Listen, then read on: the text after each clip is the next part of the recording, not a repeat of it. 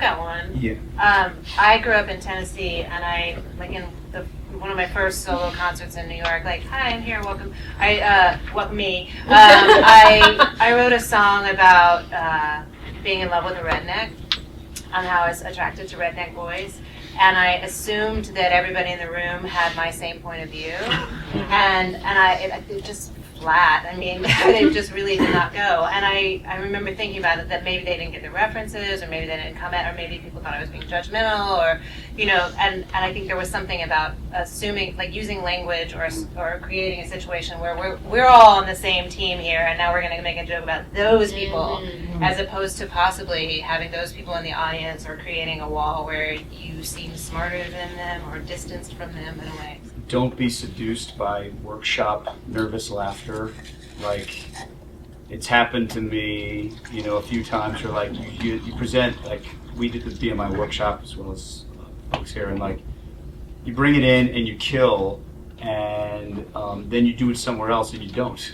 And, like, you sort of have to never be married to anything you write, really. And you can't keep holding on to, like, well, it killed in there. Like, well, now you're on your third audience and they're still not laughing. So, like, you gotta, like, take a look at this. They all laughed in the rehearsal room because, like, we all cracked each other up. Rehearsal laughter. Yeah. That even more than workshop. Yeah, like, wait, because, like, it's like everybody's first day. Yeah, the rehearsal room laugh is so sad. And it's just like it's everyone's so laughing sad. and you do it, and they laugh at every single rehearsal, and then you finally get an audience and they're just right. And actors are so wonderfully generous too. Like, just always so generous. To the material and give it the best possible chance for life, and then you realize, but then you put it in front of, like, a New York audience, a paying audience. Right. I have an example. It's probably maybe too specific, but I think the general concept makes sense. I listened to a show one time where there wasn't really a joke in the song, but it was like, this is the beginning of our show.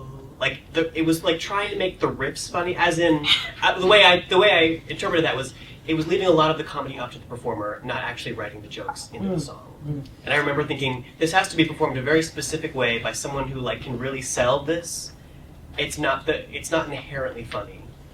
My other thing I'll say, and I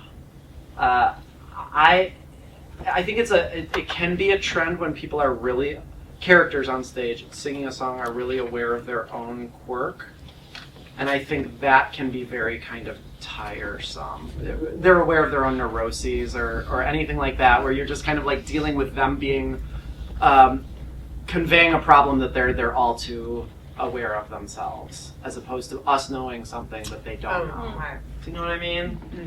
I have a pet peeve. I just remembered it. As a Jewish person, I am very annoyed by oy vey, and that gets a laugh. Now, I don't know who to direct my anger at. You know what I mean? Because I feel like... Upward, my dear. No, you know what I mean? I feel like, come on, that's not funny. That doesn't constitute a joke, and it feels cheap beyond all imagination, and yet it will get a laugh. I help me. I don't know the We answer. often I call it first choicey. Yeah, Of, like, yeah. is there a way to go beyond that? Yeah.